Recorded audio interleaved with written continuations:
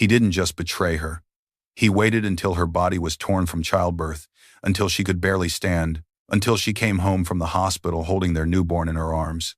Then he emptied their savings and blocked her access to everything. That afternoon, in a quiet suburban home, Elena Pierce tried to buy simple postpartum medicine. Her card was declined, then declined again. In front of strangers, in front of her best friend. Stitches still fresh, baby crying on her shoulder. She stood there humiliated, told there were insufficient funds in accounts she thought she could access. At home, when she finally called the bank, the truth hit harder than any contraction. The accounts had been restructured 6 months ago. Mark had moved their savings into accounts under his name only, listing her as an authorized user he could remove at will. While she focused on her pregnancy, he'd been preparing, planning, positioning himself to take everything. Primary account holder: Mark Hamilton Savings Transfer, $148,700 to external account investment transfer, $62,000 to external account authorized user, Elena Pierce. Access revoked. While she rocked their newborn alone, he was pouring champagne in another woman's apartment, laughing, telling her, "She can't touch $1. I made sure months ago. She's trapped." But what he didn't know was this. 3 weeks earlier, before Elena went into labor, a letter had arrived from her late father's attorney. She'd been too overwhelmed with final pregnancy appointments to open it. Inside that envelope was paperwork for a trust that had been maturing for over a year. A trust her father established before his death, with one instruction: don't tell her until she truly needs it. Her father had left her $150 million. This is not just a story about a husband's cruelty. It's about what happens when the woman you try to destroy discovers she was never as powerless as you believed, and uses every legal tool available to dismantle your life piece by piece. Dear viewers, thank you for being here. If you watch without subscribing, it's like letting Elena's voice disappear back into silence. When you click that button, you stand with every mother abandoned at her weakest moment, and every quiet soul who chose justice over revenge. Please, subscribe now, and tell me in the comments where you're watching from. Elena Pierce, 31, stood in the middle of the nursery, breathing hard, one hand pressed against her aching back, the other clutching a tiny blue onesie, as if it were the only thing holding her together. The house was quiet, too quiet, and the silence felt heavy, like something inside these walls was hiding a truth she couldn't yet see. She blinked fast, calming her breath, forcing herself to slow down. This was supposed to be the happiest moment of her life, the final days before meeting her daughter. A home built with love, at least she thought so. The room around her glowed with warm morning light. Soft yellows, baby blues, and handmade decorations filled every corner. But Elena didn't just see the nursery. She saw the long road that brought her here. On the dresser sat a framed photo of Elena and her late father, Jonathan Pierce. In the picture, she was 14 years old, sitting beside him on a wooden dock, holding up a small fish. Her father had his arm around her, protective, proud, gentle. Jonathan had been a quiet man with old money, not flashy, not controlling. He raised Elena alone after her mother passed, teaching her that family was built on loyalty, not wealth. She touched the frame now, her thumb tracing her father's face. Under the photo stood another frame, this one a certificate from her past life. Outstanding Employee Award, Pierce and Monroe Consulting. Before her pregnancy, Elena had been a promising financial analyst, one of the best in her department, the type of person managers fought to keep. She understood accounts, investments, transfers. But when she married Mark Hamilton and found out she was pregnant, she chose to step away from her job. She believed building a home mattered more. She believed Mark would protect her the way her father once did. She sacrificed her career. She trusted Mark to handle their finances while she prepared for motherhood. She ignored the voice in her head that sometimes whispered, "Be careful." Her father's old attorney had called twice in the past month, leaving messages about important estate matters. But at that time, she didn't want to think about inheritances or legal documents. She wanted to focus on love, on family, on the baby coming. She sighed now, letting her hand rest on her belly. Everything she had, her memories, her trust, her future, she had poured into this life with Mark. Just then, footsteps echoed down the hallway. Mark Hamilton, 34, her husband, leaned into the doorway. He was handsome in a clean, polished way, Dark hair, crisp shirt, tired smile. Mark worked in finance, or at least that's what he always said. He often traveled, often worked late, often kept parts of his life tucked behind vague explanations. "Elena," he said lightly, "you're up early." She looked over her shoulder, smiling softly. "Couldn't sleep. She's kicking again." Mark chuckled, walking toward her with slow steps. Anyone watching would think he was the perfect husband, affectionate, caring, present. But his eyes kept drifting toward the dresser where his phone lay. Elena noticed. She had learned to notice the little things.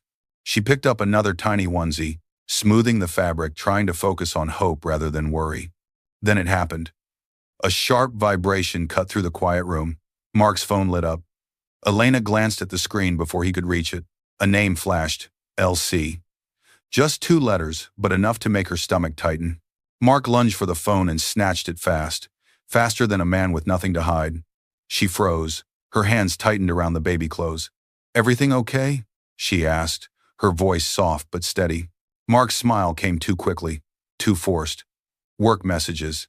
Just a client." Elena nodded, but her eyes didn't follow the smile. They followed his hands, hands that shook just slightly as he slipped the phone into his pocket. The tension thickened, but Elena swallowed it down. She wanted peace. She wanted to believe him. She needed calm this close to her due date. Mark stepped forward, kissed her forehead and whispered, "Try to rest. Big day coming soon." Then he walked out of the room. Elena watched him leave, her heartbeat slowing, her breath softening. She placed the onesie back on the crib rail, and the camera tightened on her face as a quiet worry settled in. Just before the scene ended, a faint detail appeared on the dresser. A white envelope with a law firm logo unopened, partially hidden under magazines. A letter from her father's estate attorney, waiting. Elena didn't know it yet, but the first crack in her marriage had already begun to show, and the answers she needed were closer than she realized. Elena Pierce jerked awake to the sound of Mark's car starting in the driveway. She grabbed her phone, 3:47 a.m. Her heart raced as she pushed herself up, one hand steadying her swollen belly. This was the 3rd time this week he'd left in the middle of the night. She forced herself out of bed and walked to the window, moving slowly. Through the curtains, she watched his taillights disappear down the street. Her chest tightened. Something was wrong. She could feel it in her bones. Elena sat back on the edge of the bed, trying to steady her breathing. The baby kicked hard as if sensing her mother's stress. She picked up her phone and noticed something she hadn't seen before. Their joint banking app had logged her out. When she tried to log back in, a message appeared. "Access restrictions have been updated. Contact your bank for details." Her stomach dropped. "Access restrictions?" She tried again. Same message. A cold feeling crept up her spine. This wasn't a technical glitch. Someone had changed something. She wanted to call Mark, but something stopped her. Instead, she opened her email, scrolling back through months of statements she'd been too tired and overwhelmed to check carefully. Then she found it. An email from 6 months ago, back when she was dealing with severe morning sickness, and had asked Mark to handle the banking stuff while she recovered. Subject: Account restructure confirmation. The email detailed how their joint savings and investment accounts had been closed and reopened under new terms. Mark as primary holder, Elena as authorized user with discretionary access. At the time, Mark had told her it was just paperwork to streamline things for tax purposes. She'd been too sick to question it, too trusting to doubt him, too focused on the baby to see the trap being set. Now, staring at those words discretionary access, she understood what they really meant. He could remove her access anytime he wanted. Later that morning, Elena was making tea when a knock at the door broke her thoughts. She opened it to find Mistress Keen, 62. Their elderly neighbor, a warm-hearted widow who treated Elena like her own daughter. She held a warm casserole dish wrapped in a kitchen towel. "Sweetheart," Mistress Keen said softly, "I made dinner for you. You need to keep your strength up." Elena blinked back grateful tears. "Thank you. You didn't have to." "Mistress," Keen hesitated, glancing down the street before lowering her voice. "Honey, I don't want to worry you, especially now. But," she paused, "I've seen him leaving at odd hours. And last week I saw him with a woman. She got into his car and they drove off together." Elena's breath hitched. "Mrs." Keen gently squeezed her arm. I know what I saw. I wouldn't mention it if I wasn't certain. Elena forced a smile, soft, polite, but completely hollow. Maybe it was a coworker or a client. Mrs. Keene didn't look convinced. Just be careful, sweetheart. Sometimes the quiet signs scream the loudest. Her words sank into Elena's mind like a heavy stone. Suddenly, Elena remembered sitting by a campfire with her father at age 17. He had looked her straight in the eyes and said, "Don't ignore small signs, Elena. Men who betray rarely announce themselves. It's the little things, the secretive looks, the sudden distance. Your mother knew something was wrong with her health for months before she told me. She said she ignored the small signs. Don't make that mistake in life, not with your health, not with people you trust." At the time, she brushed it off as one of his overly cautious warnings. Now those words felt like thunder. She pressed a hand to her belly, whispering, "I want to trust him. I need to trust him." But trust was starting to feel like a fragile thread. Later that evening, Elena walked to the desk where Mark kept financial papers. Her hands trembled as she opened the drawer. Inside, she found bank statements. He'd hidden statements for accounts she didn't even know existed. New accounts opened 4 months ago, large transfers out, receipts for expensive restaurants she'd never been to. And at the bottom of the stack, a real estate brochure for luxury condominiums downtown. Her heart pounded. Just as she was about to look closer, her phone buzzed with a text. "Mark, working late again. Don't wait up. Love you." The words felt empty. She looked back at the papers in her hands, and for the first time, she let herself think the thought she'd been avoiding. He's planning to leave me. As Elena gathered the papers to put them back, one more document slipped out, a printed email exchange between Mark and someone named L. Carter. The subject line made her blood run cold. Timeline for transition after baby arrives. Her entire body went numb. And the next time Mark's timeline would matter most was during the moment Elena needed him desperately inside the delivery room. Elena Pierce, 31, screamed as another contraction tore through her body. Her hands squeezed the metal rail of the hospital bed so hard her knuckles turned white. Sweat rolled down her forehead. The monitors beeped sharply around her, each sound echoing her fear and exhaustion. Her breath shook, her body trembled. The room was bright, cold, too clean, and the pain made everything blur. Beside her stood Mark Hamilton, 34, her husband. His body looked present, but his mind didn't. While Elena cried out, Mark's eyes flicked down to his phone every few seconds, the screen lighting up his face. "Mark, please," Elena gasped, her voice cracking.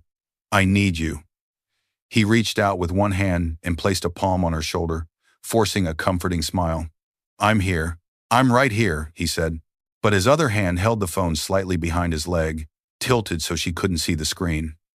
The nurse, Karen Miller, 46, stepped closer to the bed. She was the kind of nurse who had worked deliveries for over 20 years. Calm, experienced, gentle, but also observant. She'd seen every kind of partner in delivery rooms, and something about Mark's behavior made her professional instincts sharpen. "You're doing so well, Elena," Nurse Karen said, adjusting Elena's oxygen tube. "Just breathe with me, slowly. In and out." Elena tried, but the contraction hit hard and fast, and she cried out again. "Mark," she called, desperately searching for his eyes. But Mark wasn't looking at her. His phone buzzed again. A small vibration, but sharp enough to cut through the air like a warning. Elena felt it. Not even the pain could blind her to how distant he seemed. Her mind flashed back for a moment, even in the middle of agony. Her father, Jonathan Pierce, speaking to her at age 20, right before she left for her first serious job. "Sweetheart, when life pushes you to your limits, look at the people standing beside you. That's when their truth shows. Pressure doesn't build character, it reveals it." Those words felt heavy now. Too heavy. Her best friend, Sophia Bennett, 30, rushed into the room, wearing a visitor badge around her neck. Sophia had been waiting in the hallway, pacing anxiously since Elena first arrived at the hospital hours ago. Her heart dropped when she saw the sweat on Elena's face and the tension in her shaking hands. "Elena, I'm here," Sophia whispered, taking her other hand. Elena's tears spilled over, tears of pain but also fear. "Don't leave me," she begged. Sophia shook her head firmly. "I'm not going anywhere." Then Mark's phone buzzed again, more urgent this time. He pulled it out without thinking, his thumb hovering over the screen. Elena, panting heavily, whispered through tears, "Mark, can you please just put it away? Just for now?" Mark's jaw tightened slightly, a flicker of annoyance he tried to hide. "It's work, Elena. There's an urgent situation. I'll step out for 2 minutes. 2 minutes. That's it."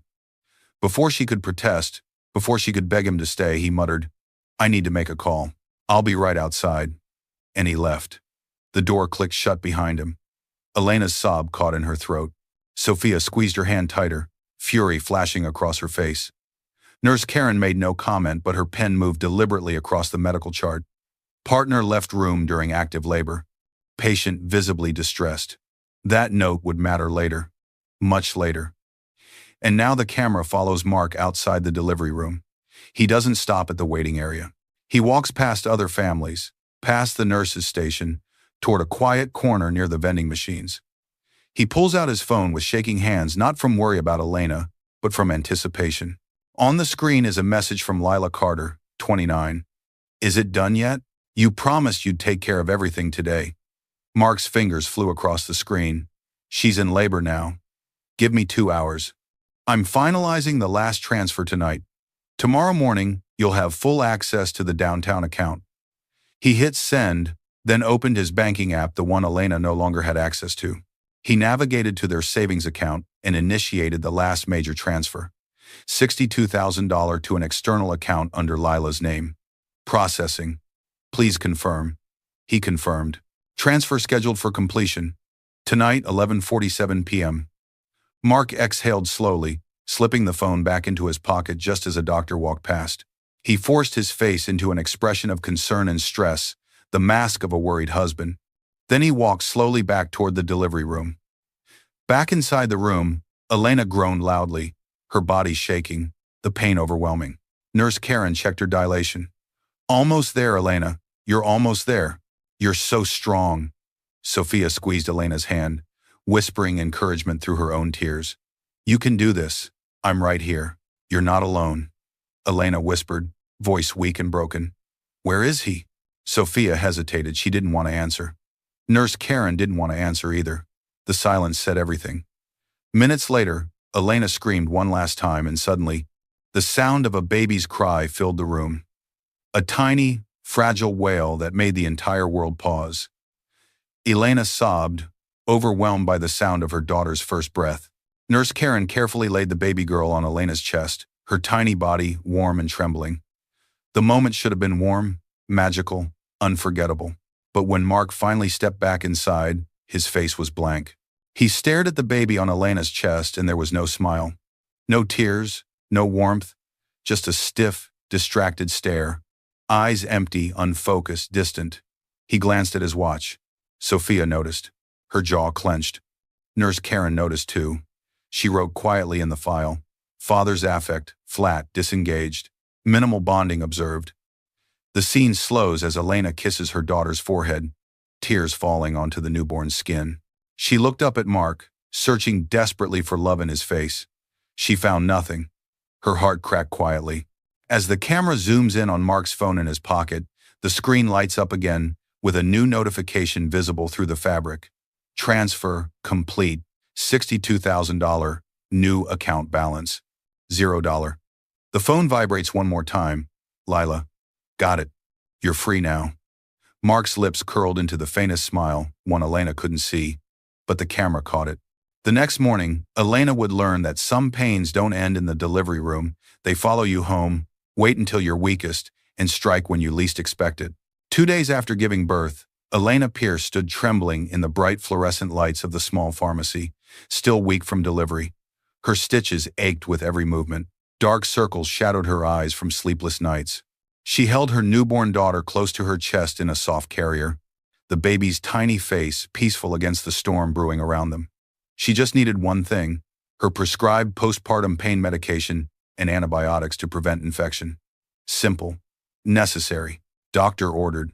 She reached into her purse with shaking fingers, gripping the debit card she'd used countless times before her card, linked to what used to be their joint account.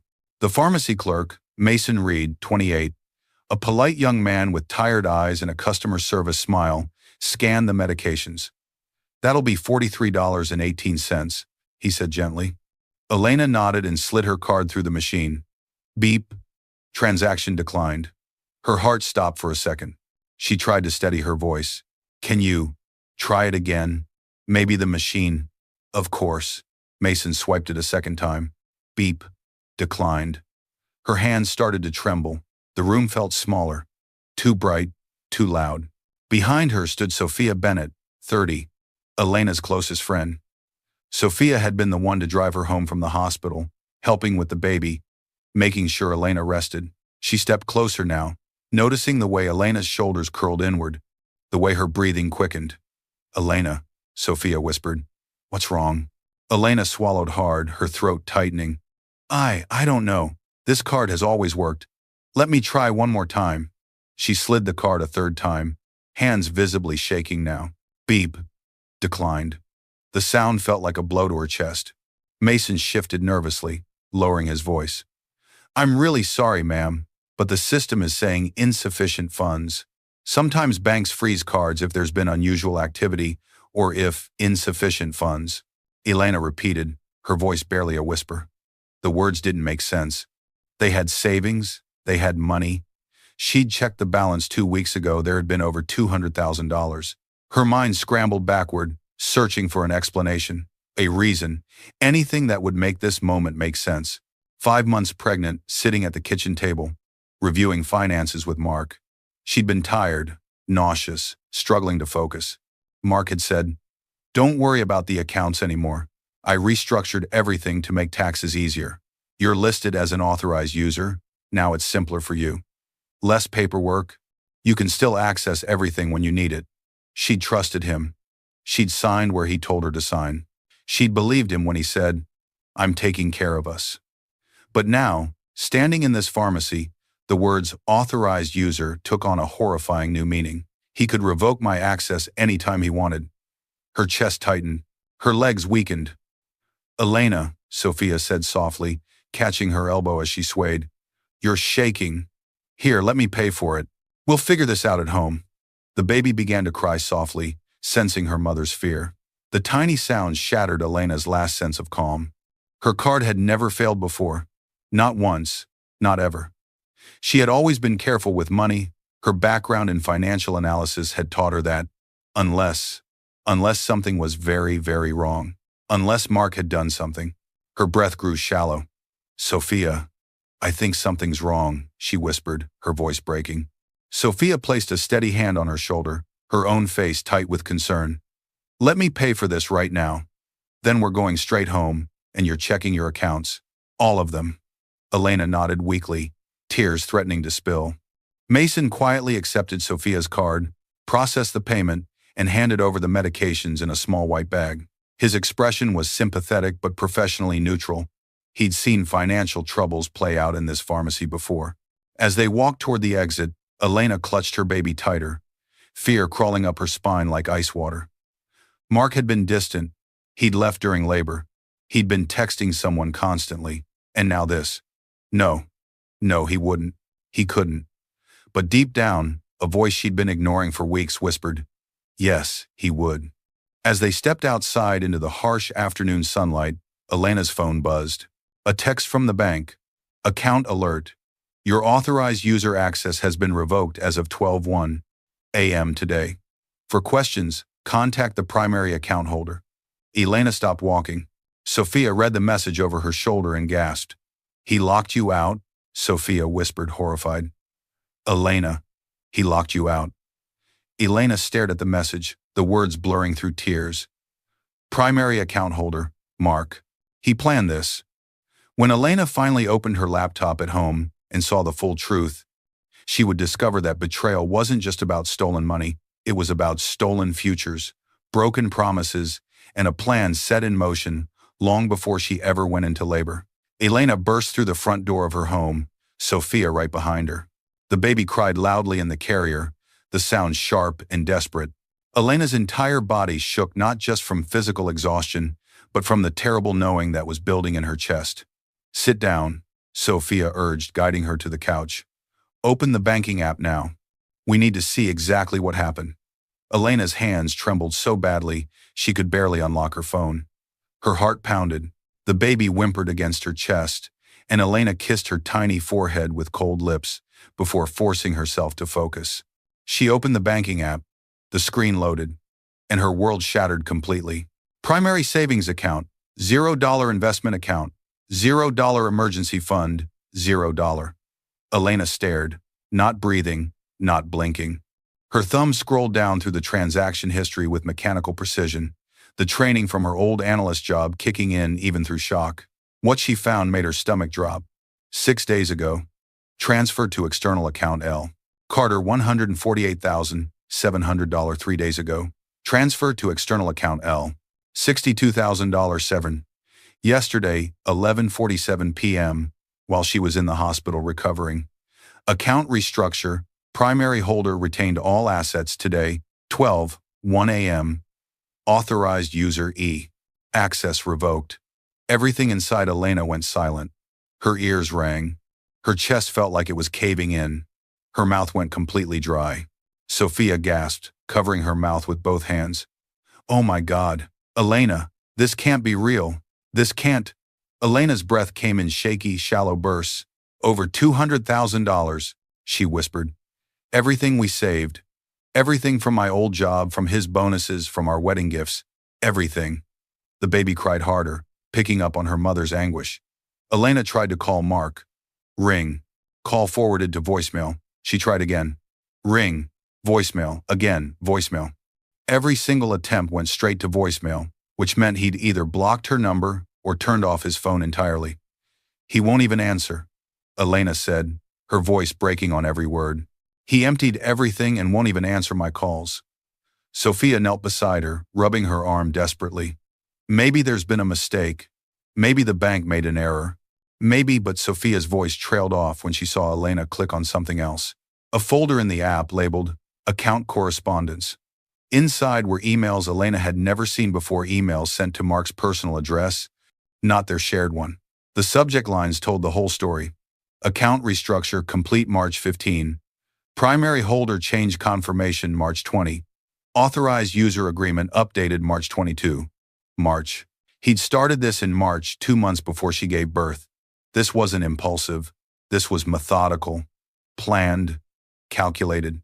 Elena leaned her head back against the couch, staring blankly at the ceiling, her baby crying softly against her chest. Memories flooded in moments she hadn't wanted to see clearly until now. Mark in March saying casually over breakfast, "Hey, I need you to sign some banking updates. Just routine stuff for tax season." She'd been exhausted from morning sickness, barely able to keep food down. She'd signed without reading carefully. Another memory, Mark in April. "I'm handling all the finances now, okay? You just focus on staying healthy. That's your only job." It had sounded loving at the time, protective. Now it sounded like a trap snapping shut. Her father's voice echoed again. "Elena, never, and I mean never, give someone complete control of your financial security. Not because you don't trust them, but because power changes people. Always keep your own accounts. Always know where your money is." She'd thought her father was being paranoid, old-fashioned, overly protective. Now she understood he'd been trying to save her from exactly this moment. Elena held her baby tighter, tears falling silently onto the infant's blanket. "He left me with nothing," she whispered. "Not even enough to buy the medicine I needed after giving birth to his child." Sophia pressed her forehead against Elena's shoulder, her own voice thick with fury and grief. "You're not alone. We'll fight this. I promise you, we will fight this." But Elena felt something else rising inside her. Not anger yet, not rage, just a deep, cold understanding. He never planned to stay. This was always his endgame. A modern downtown apartment with floor-to-ceiling windows and expensive furniture Elena had never seen before. Mark Hamilton, 34, stood by the window in fresh clothes, his hair still wet from a shower. He looked relaxed, rested, unburdened. Lila Carter, 29, emerged from the bedroom wearing one of his shirts. She was attractive, confident, and completely unaware of the devastation her relationship had caused. She wrapped her arms around Mark from behind. "So it's really done?" she asked, her voice light and excited. "She can't access anything?" Mark smiled, not a guilty smile, not a conflicted smile, a satisfied smile. "It's done. She's got nothing. No access, no cards, no way to fight back. He turned to face Lila. I made sure of it months ago. She signed everything without even reading it. Lila laughed softly. What's she going to do? She just had a baby. She hasn't worked in months. She's completely dependent. Mark poured 2 glasses of wine, handing one to Lila. Exactly. By the time she figures out how to even hire a lawyer, we'll be long gone. I already put the deposit down on the condo in Miami. He raised his glass. To freedom. Lila clinked her glass against his. To us. Neither of them noticed the neighbor across the hall, an older woman who'd seen Lila coming and going for months, who'd made careful note of dates and times, who'd taken photos of Mark's car, parked overnight in the building's garage. Evidence was already building. Mark just didn't know it yet. Back at Elena's home, Sophia was helping her calm the baby when Elena's phone buzzed again. Not a text from Mark. A notification from the post office. Certified mail delivery attempted signature required. Sender, Huang and Associates, Estate Law. Elena's breath caught. What is it? Sophia asked. Elena stared at the notification. It's from my father's attorney. He's been trying to reach me for weeks. Her hands trembled as she stood, sudden realization flooding through her. Sophia, she whispered. My father, before he died. He told me he'd made arrangements. I never knew what he meant. Sophia's eyes widened. You need to get that letter. Now. Elena looked down at her sleeping daughter, then back at her phone. Whatever was in that envelope might be the only lifeline she had left. By the next morning, Elena would discover that her father's love had reached across death itself, and the betrayal Mark thought would destroy her would become the catalyst for something he never saw coming. The morning after the pharmacy incident, Elena sat on her couch, staring at a white envelope that had been sitting on her dresser for weeks, the one with the law firm logo she'd been too exhausted and overwhelmed to open. Estate of Jonathan Pierce Huang and Associates. Her father's name made her throat tighten every time she looked at it. She'd received it 3 weeks ago, right before her final prenatal appointments. She'd thought, I'll open it after the baby comes, when I have time to deal with estate paperwork. Now, with $0 in her accounts and no way to survive, she had no choice. But before she could open it, her phone rang. Unknown number. She answered. Hello? Miss Pierce. This is Thomas Gray from Priority Courier Services. We have an urgent certified delivery from Huang and Associates that requires your signature. We've attempted delivery 3 times over the past month. Are you available today? Elena's heart raced. Another letter? Yes. Come now, please. 20 minutes later, Courier Thomas Gray, 42, stood on her porch with a second, thicker envelope, this one marked in red. Urgent. Time-sensitive estate matter. Immediate action required. Ma'am, the sender indicated this was critical. I apologize for the multiple attempts our records show you weren't available for the previous deliveries. Elena's hands trembled as she signed. She'd been at doctor's appointments, then in the hospital, then too devastated to answer the door.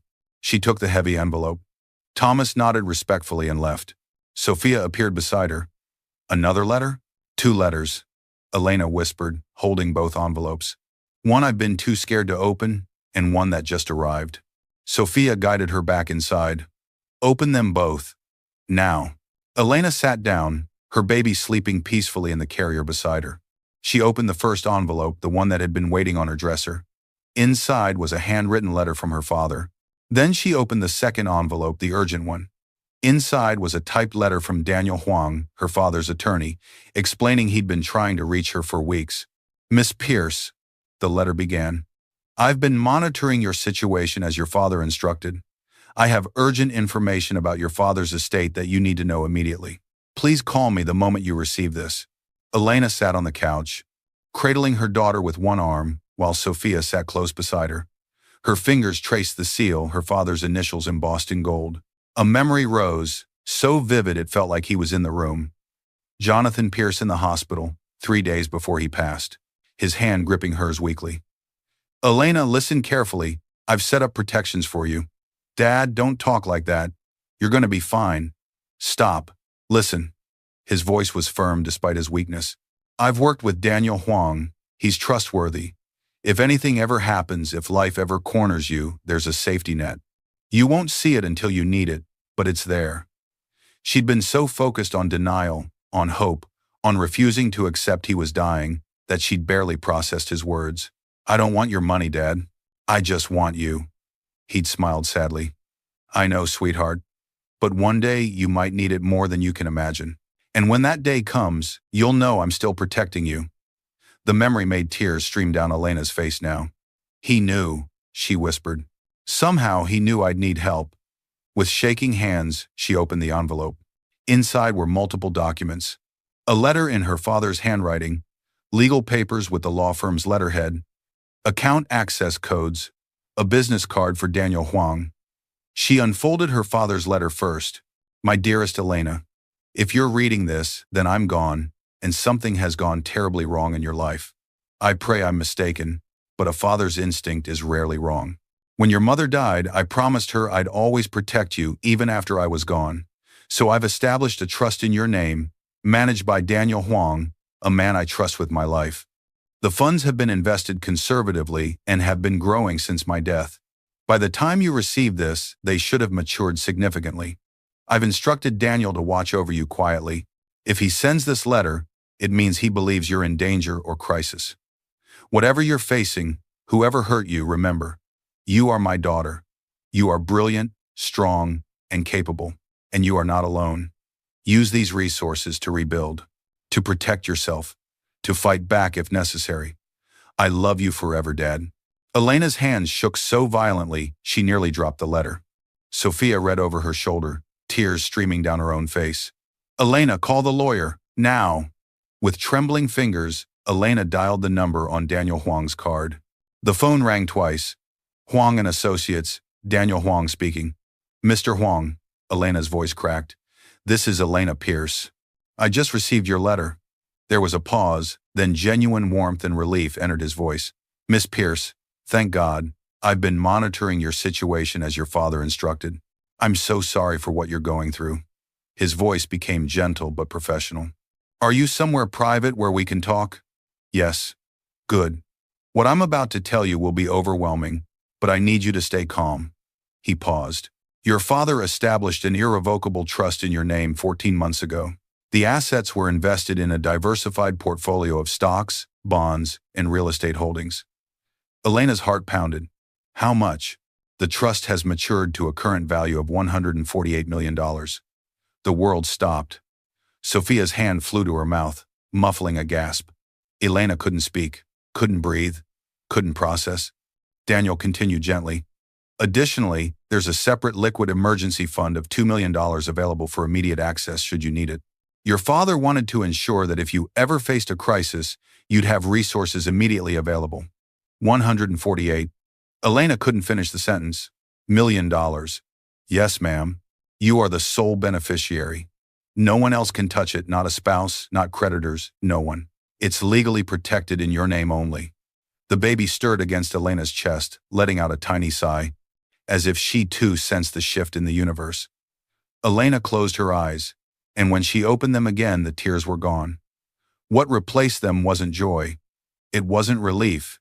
It was something colder, harder. Clarity. Her father hadn't just left her money, he'd left her power. The power to fight back, the power to survive, the power to make sure Mark never got away with what he'd done. "Mr. Huang," Elena said, her voice steady now, "I need to meet with you immediately. And I need a lawyer who specializes in financial fraud and divorce. I've already taken the liberty of reaching out to someone. Her name is Miriam Cole. She's one of the best family law attorneys in the state, and she's handled cases exactly like yours. How soon can we meet? I can have everything arranged for tomorrow morning, 9 a.m., and Miss Pierce," his voice softened, "your father would be very proud of you right now." Fresh tears threatened, but Elena swallowed them down. "Thank you, Mr. Huang." She ended the call and sat in silence. Sophia threw her arms around her, crying openly now. "Elena, oh my God, you're going to be okay. You're going to be more than okay." But Elena wasn't thinking about being okay. She was thinking about justice. As Sophia hugged her, Elena's gaze drifted to the window, and her breath caught. Standing across the street by the mailbox was Mrs. Keene, 62, their elderly neighbor. Mrs. Keene was staring at Elena's house with a worried, conflicted expression, clutching what looked like a small notebook. When she noticed Elena looking, she hesitated, then slowly lifted her hand in a small wave. She'd seen something. Something important. And tomorrow, Elena would find out exactly what it was. By morning, Elena would walk into that law office not as a victim, but as a woman armed with evidence, resources, and a plan Mark Hamilton never saw coming. Elena Pierce pushed through the glass doors of Huang & Associates at exactly 9 a.m., her newborn strapped securely in a carrier against her chest. She wore clean clothes, her hair was pulled back, and despite the exhaustion shadowing her eyes, she walked with purpose. She didn't look broken anymore. She looked ready. The receptionist directed her to a large conference room where 3 people waited. Daniel Huang, 45, the estate attorney, stood when she entered. Gray suit, kind eyes behind wire-rimmed glasses, the bearing of someone who'd spent decades protecting people's legacies. Beside him sat Miriam Cole, 38, sharp-featured with intelligent eyes and an air of absolute confidence. She wore a tailored black suit and held a leather portfolio. Her reputation in family law was formidable. She didn't just win cases, she dismantled abusive spouses. The third person surprised Elena. Victor Greer, 52, stood near the window, tall, calm, with the observant stillness of someone trained in investigation. Former police detective, now a private investigator. Miss Pierce, Daniel said warmly, please sit. This is Miriam Cole, and this is Victor Greer. Elena lowered herself into the chair carefully, adjusting her sleeping baby. Miriam spoke first, her voice gentle but direct. Elena, I've reviewed the initial information Daniel provided. What your husband did isn't just morally reprehensible, it's legally actionable. We're looking at financial abuse, fraudulent transfer of marital assets, and potentially even criminal charges. Elena nodded, her jaw set. Tell me what we need to do. Victor stepped forward. Your father hired me 3 years ago not to spy on you, but to be available if you ever needed help. When he became ill, he asked me to keep a discreet watch, just in case. Elena's eyes widened. You've been watching? From a distance, your father was concerned about Mark from the beginning. He never said why, just that something felt off. Victor opened a thick folder and spread its contents across the conference table. When Daniel informed me about your situation 2 days ago, I accelerated my investigation. The evidence. First, surveillance photos of Mark entering and leaving a downtown apartment building. The timestamp showed overnight stays going back 4 months. Second, financial records Victor had obtained through legal channels showing Mark opening new accounts, transferring money systematically over the past 8 weeks. Third, screenshots of text messages between Mark and Lila Carter, obtained from Lila's cloud backup after Victor identified her. The messages were damning. Once the baby's born, I'm done. She'll be too overwhelmed to fight. Moved another $60,000 today. She hasn't noticed. After delivery, I'll block everything. Give it 2 weeks, then we're gone. Fourth, photos of Mark and Lila at a real estate office 1 week before Elena went into labor, signing paperwork for a property in Miami. Fifth, bank statements showing Mark had been siphoning money from their accounts in small increments for 6 months before making the large transfers. Each piece of evidence was another knife in Elena's heart, but also another weapon in her arsenal. Miriam watched Elena's face carefully. Are you all right? Elena's voice was steady. Keep going. Most damaging. Victor slid across a printed record of Mark's phone activity during Elena's labor. He made 7 calls to Lila Carter during the hours you were in active labor. The longest was 14 minutes. He was coordinating the final transfers while you were giving birth to his child. The room fell silent. Elena looked down at her sleeping daughter, then back up at the evidence. What else? Daniel pulled out another document. This morning, I filed a motion to freeze all accounts in Mark's name pending investigation. The judge granted it based on the evidence of fraudulent asset transfer. It's already done? Elena's eyes widened. As of 8 a.m. this morning, Miriam confirmed. He can't access any accounts. He can't transfer anything else. He can't withdraw cash. Everything is locked, Victor added. I also contacted your neighbor, Mrs. Keene. She's agreed to provide a witness statement. She documented dates and times of Mark's suspicious behavior, including seeing him with another woman multiple times. Elena took a shaky breath. So what happens now? Miriam leaned forward. Now, we file for divorce on grounds of financial abandonment and fraud. Simultaneously, We file criminal complaints for theft of marital assets, and we ensure that every penny he stole gets returned with penalties. Daniel added, the trust your father left you is completely protected. Mark can't touch it, can't claim it in divorce proceedings. It's yours alone. Elena closed her eyes briefly, gathering herself. When she opened them, her voice was ice. Do it. File everything. As Miriam began organizing the legal filings, Victor's phone buzzed. He glanced at it, then looked up sharply. Mark just tried to withdraw cash from an ATM.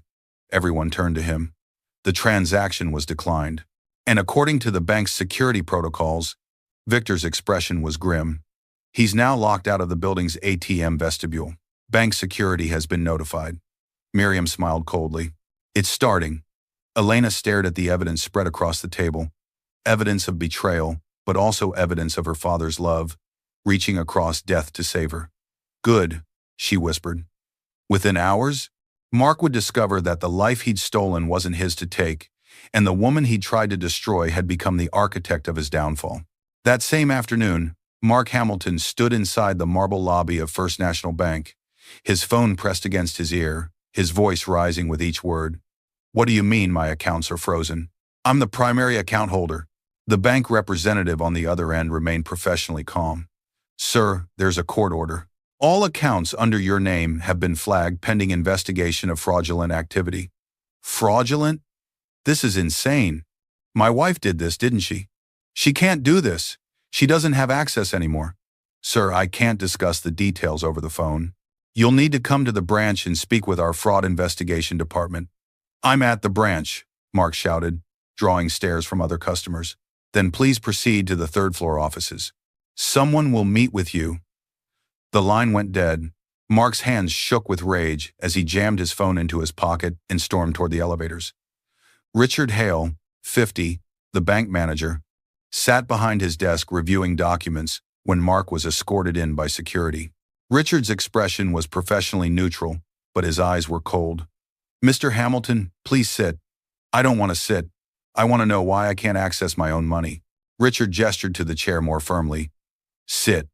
Down. Something in his tone made Mark comply. Richard slid a document across the desk. This is a court order issued this morning at 8 a.m. It authorizes the immediate freeze of all accounts under your name, pending investigation of fraudulent transfer of marital assets. Mark's face went white. Elena did this. Mrs. Hamilton filed a legal complaint with supporting evidence. The judge reviewed the evidence and granted the freeze. What evidence? She doesn't have anything. Richard opened a folder and began reading aloud. Unauthorized transfer of $148,700 from a joint marital account to a third party. Unauthorized transfer of $62,000 from a joint marital account to the same third party. Removal of spouse's access to accounts without consent during a vulnerable period. Evidence of systematic financial planning to defraud spouse of marital assets. Each word hit Mark like a physical blow. You restructured the accounts specifically to remove your wife's access, Richard continued coldly. Then you drained them while she was in the hospital giving birth. That's not a financial dispute, Mr. Hamilton. That's theft. Mark opened his mouth, but nothing came out. Richard continued. The bank's compliance department has also been subpoenaed. We've turned over all records of your transactions from the past year. Additionally, he slid another paper forward. There's a civil lawsuit being filed against you for return of all assets plus damages. This is impossible, Mark whispered. She has nothing. No money, no lawyer, no way to… Actually, Richard interrupted. Mrs. Hamilton retained Miriam Cole of Cole & Partners, one of the best family law attorneys in the state. Her retainer alone is typically $50,000. He paused meaningfully. Your wife seems to have found funding somewhere. Mark's mind raced. How? Where did she get money for a lawyer like that? You're done here, Mr. Hamilton, Richard said, standing. Security will escort you out. Mark stood mechanically, his legs weak. As security guided him toward the elevator, his phone buzzed. A text from Lila. What the fuck is going on? I just tried to use the card you gave me and it was declined. All of them were declined. You said this money was yours. Then another. The real estate agent called. The deposit for the Miami condo bounced. They're canceling the contract. What did you do? Then another. Are you even going to answer me? Did you lie about everything? Mark's hands trembled as the elevator descended. Everything was unraveling. He'd been so certain Elena would be too weak, too overwhelmed, too dependent to fight back. He'd miscalculated catastrophically. Mark sat across from Lila Carter at a corner table, trying to salvage the situation. It's just temporary, he insisted, his voice low and urgent. My wife is trying to cause problems, but I'll get it sorted out. Lila's arms were crossed, her expression skeptical. Temporary? Mark, everything is frozen. You told me she was helpless. You told me she had nothing. She doesn't. I don't know how she afforded a lawyer, but maybe she's not as stupid as you thought, Lila snapped. The waiter approached. Whenever you're ready for the check, sir. Mark nodded, distracted, and handed over his credit card without thinking, one of the new cards he'd opened just for himself and Lila. The waiter returned 2 minutes later, his expression apologetic. I'm sorry, sir, but this card was declined. Mark's stomach dropped. That's impossible. Try it again. The waiter tried again. Declined. Mark pulled out a second card. Same result. A third card. Declined. Lila's eyes widened. Are you serious right now? Humiliation burned Mark's face as other diners began to notice the commotion. He grabbed his phone, checking his accounts frantically. Every single one showed the same message. Account frozen. Court order. Lila stood abruptly. I'm not dealing with this. Lila, wait. No, you lied to me. You said she was nothing. You said this was easy. She grabbed her purse. Figure out your mess. I'm done. She walked out. Mark sat alone at the table, surrounded by the wreckage of his own making. The waiter cleared his throat awkwardly. Sir? About the bill. Just give me a second. Mark's phone buzzed with a new notification. Court summons. You are required to appear for divorce proceedings. Failure to appear will result in default judgment. His hands went numb. This wasn't happening. This couldn't be happening. As Mark finally stood to leave after Sophia had to come pay his restaurant bill, following a humiliating call, 2 police officers entered the restaurant. They approached his table directly. Mark Hamilton? His blood ran cold. Yes? We need you to come with us for questioning regarding allegations of financial fraud and theft of marital assets. The entire restaurant fell silent. Every eye turned toward him. Mark's face drained of all color. You can't be serious. The officer's expression was stone. We're very serious, sir. You can come voluntarily, or we can do this differently. Mark's world collapsed around him. And the next time Mark faced Elena, it wouldn't be in their home or a bank. It would be in a courtroom packed with witnesses, with evidence, and with a judge who had zero tolerance for men who abandoned their wives at their weakest moment. 1 week later, the courthouse was packed. Courtroom 7, Family Law Division. Mark Hamilton sat at the defendant's table in handcuffs, flanked by a public defender he'd been assigned after his assets were frozen. His expensive suit was wrinkled, his hair uncombed, his eyes bloodshot. The man who'd once exuded confidence now looked hollowed out. The gallery was full. Mrs. Keene, 62, sat in the front row, her small notebook clutched in her hands, the same notebook where she'd documented every suspicious thing she'd witnessed over the past months. Sophia Bennett, 30, sat beside her, arms crossed, jaw set, radiating protective fury. Even Lila Carter, 29, was there, subpoenaed as a witness. She sat in the back, arms crossed, her expression a mixture of anger and humiliation. She'd already been interviewed by investigators and had realized too late that Mark had used her as much as he'd used Elena. At the front stood Judge Rafael Ramirez, 58, known for his no-nonsense approach to financial abuse cases. He'd seen too many vulnerable spouses destroyed by calculated cruelty. Elena Pierce entered last. She walked in calmly, her 3-week-old daughter sleeping peacefully against her chest in a carrier. She wore simple but professional clothing. Her face was composed, her shoulders straight. She sat beside her attorneys, Daniel Huang and Miriam Cole, and for the first time since Mark had seen her at the hospital, their eyes met. His were pleading, desperate. Hers were ice. Judge Ramirez opened the proceedings. We're here for the dissolution of marriage between Elena Pierce and Mark Hamilton, with concurrent civil and criminal complaints regarding financial fraud and theft of marital assets. He looked directly at Mark.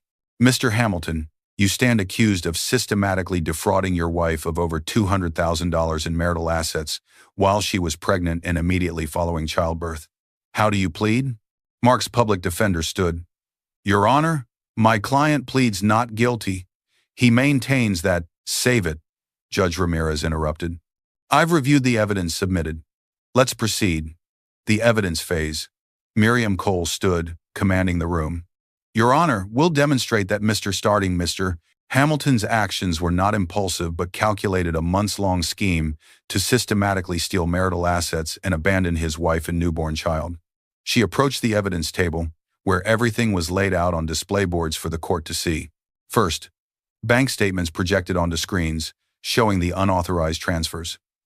$148,700 transferred to Lila Carter on May 3rd, 4 days before Mrs. Hamilton went into labor. $62,000 transferred to Lila Carter on May 6th, the day before Mrs. Hamilton gave birth. Complete removal of Mrs. Hamilton's account access on May 7th, while she was in the hospital recovering from childbirth. Gasps rippled through the courtroom. Second, text message screenshots between Mark and Lila, displayed for everyone to see. Once the baby's born, I'm done. She'll be too overwhelmed to fight. She doesn't even check the accounts anymore. This is easy. After delivery, I'm blocking everything. 2 weeks later, we leave. Someone in the gallery whispered, "Oh my God." Third, Victor Greer's surveillance photos showing Mark at the apartment building, at restaurants with Lila, at the real estate office signing papers for a Miami condo. Fourth, phone records from the hospital showing Mark made 7 calls to Lila during Elena's labor, including one 14-minute call made while Elena was in active labor. The courtroom fell deadly silent. Judge Ramirez's expression darkened. Fifth, Mrs. Keene was called to the stand. She testified in a clear, steady voice. I saw Mr. Hamilton with another woman on multiple occasions. I documented the dates and times. I saw him loading boxes into her car. I saw him leave at odd hours. I knew something was wrong, but I didn't realize how bad it was until Elena came home from the hospital, and I saw how devastated she was. Finally, the hospital records were submitted, including Nurse Karen's notes. Father absent during active labor. Left room during peak contractions. Minimal engagement with infant after birth. Affect, flat, disengaged. The weight of the evidence was crushing, undeniable, irrefutable. Mark suddenly stood, knocking his chair back. This is insane, he shouted. Yes, I moved money. Yes, I was seeing someone else. But Elena, she's making this sound like I'm some kind of monster. We were unhappy. I was going to leave anyway. He stopped, realizing what he just admitted. His public defender grabbed his arm, trying to get him to sit down and stop talking, but Mark jerked away. She's twisting everything, he yelled, pointing at Elena. She had access to the accounts. She could have checked. She could have. Mr. Hamilton, Judge Ramirez's voice cut through like steel. You removed her access while she was in a hospital bed. You transferred marital assets to your mistress. You blocked your wife's credit cards when she was recovering from childbirth. You planned this for months. Mark's face crumpled. Elena, please tell them I'm not. Sit down. The judge's voice was absolute. Security guards moved closer. Mark collapsed into his chair, his head in his hands. Judge Ramirez reviewed the documents one final time, then looked up. I've presided over family law for 23 years. This is among the most egregious cases of financial abuse and calculated cruelty I've encountered. He stamped the first document. The divorce is granted, effective immediately. Full custody of the minor child is awarded to Elena Pierce. He stamped the second document. All marital assets are to be returned to Mrs. Pierce, plus statutory damages for fraud in the amount of $100,000. He stamped the third document. Additionally, I'm recommending criminal charges for theft and financial exploitation of a vulnerable person. Mr. Hamilton, you're remanded to custody pending further proceedings. The gavel came down with finality. Mark screamed as security guards moved toward him. No, you can't do this. Elena, please. Tell them I made a mistake. Please. Elena didn't move, didn't speak, didn't even look at him. Her silence was more devastating than any words could have been. As the guards put Mark in restraints, Lila Carter stood from the back row and walked out without looking back. She wanted nothing to do with the wreckage anymore. As Mark was led toward the holding area, still screaming Elena's name, Judge Ramirez motioned for Elena to approach the bench. Mrs. Pierce, there's one more matter to address. It's come to my attention through your attorney that you've recently come into significant assets from your late father's estate. Elena nodded, her heart pounding. Given the circumstances, and given that Mr. Hamilton attempted to leave you destitute, I'm awarding you exclusive possession of the marital home and all its contents. He has 48 hours to retrieve personal belongings under police escort. After that, he is not to come within 500 feet of you or your daughter. Thank you, Your Honor. As Elena turned to leave the courtroom, she caught one last glimpse of Mark being dragged away, broken and screaming. She felt no joy, no satisfaction, just a quiet, powerful sense of justice. But outside the courtroom, one final confrontation awaited, one that would test whether Elena's strength came from revenge or from something deeper. Elena pushed through the courthouse doors into the bright afternoon sunlight, her baby secure against her chest. She'd expected to feel relief, maybe even triumph. Instead, she felt exhausted, empty, ready to finally move forward. Behind her, she heard rapid footsteps. Elena! Elena! She turned to see Mark breaking away from his police escort in the hallway, desperation written across his face. The guards grabbed him immediately, but he fought against them just long enough to shout, "Please, I'm sorry. I made a terrible mistake. Don't let them take me away from my daughter, please." The courthouse entrance fell silent as people stopped to watch. Elena stood perfectly still, her hand instinctively protective over her baby's head. Mark's voice cracked, raw and panicked. "I know I hurt you. I know I did everything wrong, but please, Elena, I'm begging you. Don't destroy my whole life. Give me another chance." The guards held him firmly, waiting to see if Elena would respond. Sophia appeared beside Elena, her voice low and urgent. "You don't owe him anything, not even a response." But Elena took a slow breath and stepped closer, close enough that Mark could hear her clearly, but not close enough for him to reach her. Elena looked at the man she'd once loved, really looked at him, at the desperation in his eyes, the tears on his face, the way he was begging for mercy he'd never shown her. She thought of the pharmacy, where she'd been humiliated trying to buy medicine after giving birth to his child. She thought of lying in the delivery room, crying for him, while he stood in the hallway planning their financial ruin. She thought of opening her phone to see $0 while he poured champagne with another woman. She thought of the months he'd spent methodically preparing to abandon her, signing papers, moving money, lying to her face every single day. And then she thought of her father, Jonathan Pierce, 1 week before he died, his hand weak but steady on hers. "Elena, if someone ever betrays you, really betrays you, don't waste energy on revenge. Don't let bitterness poison your heart. You don't fight them to destroy them. You fight them to free yourself." At the time, she hadn't understood. Now, standing in front of Mark, she did. Elena spoke, her voice calm and clear. "Mark." He looked up at her with desperate hope. "You didn't make a mistake," she said softly. "A mistake is forgetting an anniversary. A mistake is saying something thoughtless. What you did was make choices, deliberate, calculated, planned choices. Elena, I can change. You chose to restructure our accounts while I was sick and vulnerable," she continued, her voice never rising but cutting deeper than shouting ever could. "You chose to steal from me while I was in labor. You chose to remove my access to our money while I was recovering from giving birth to your daughter." Mark's face crumpled, but she didn't stop. "You chose to celebrate with another woman while I cried alone with a newborn, wondering how I'd buy medicine." "I'm sorry." "You're not sorry you did it," Elena said quietly. "You're sorry you got caught. There's a difference." The words hung in the air, absolute and final. Mark's knees nearly buckled. "Please don't walk away from me. I have nothing left." Elena's next words were the coldest she'd ever spoken. "Now you know how I felt." She turned away. "Elena, wait. What about our daughter? Don't I deserve to be part of her life?" Elena stopped and looked back one last time. "That's not for me to decide.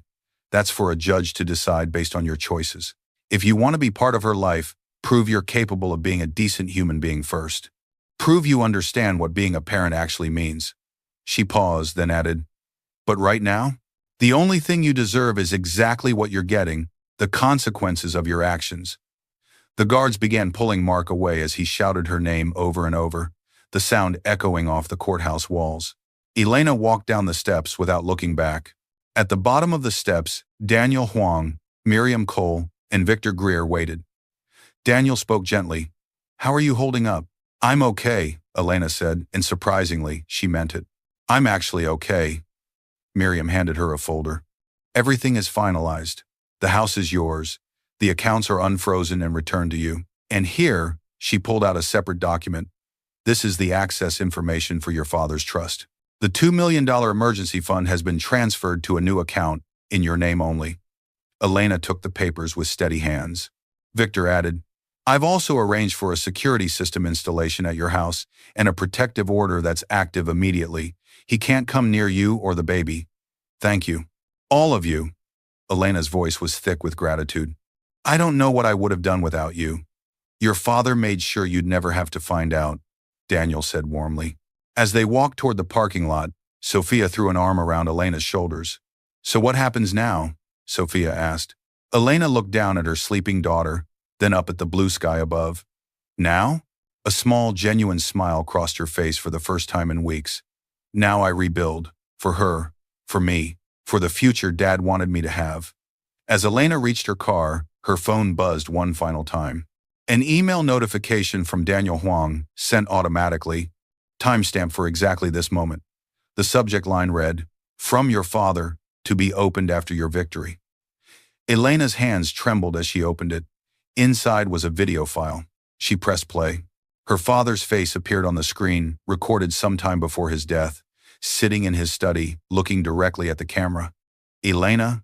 His voice was warm, strong, full of love. "If you're watching this, it means you fought back. It means you didn't let someone break you. It means you're still the strong, brilliant daughter I raised." Tears streamed down Elena's face. "I'm so proud of you, sweetheart. Whatever you went through, whatever pain brought you to this moment, I want you to know, you were never alone. I've been with you every step, and I always will be." He smiled, his eyes wet with tears. "Now go build the life you deserve. Go be the incredible mother I know you are. Go be happy." The video ended. Elena stood frozen, clutching her phone, her baby against her heart, tears falling freely. Sophia hugged her from behind, crying too. "He really never left you?" Sophia whispered. "No," Elena said, her voice breaking with love and grief and gratitude all at once. "He never did." She looked up at the sky one more time, whispering, "Thank you, Dad, for everything." And then, with her daughter safe in her arms and her father's love surrounding her like armor, Elena Pierce drove away toward her new life, a life built not on revenge, but on resilience. And that is how a woman stripped of everything discovered she had more than enough, more than money, more than justice, more than revenge. She had herself, she had her daughter, and she had a father's love that reached across death itself to save her. I hope this story touched your heart the way creating it touched mine. This isn't just about one woman's fight, it's about every person who's been underestimated, abandoned, or betrayed at their weakest moment. If this story resonated with you, please like, share, and subscribe. Let me know in the comments where you're watching from and what lessons you learned from Elena's journey. Thank you for being here. See you in the next video.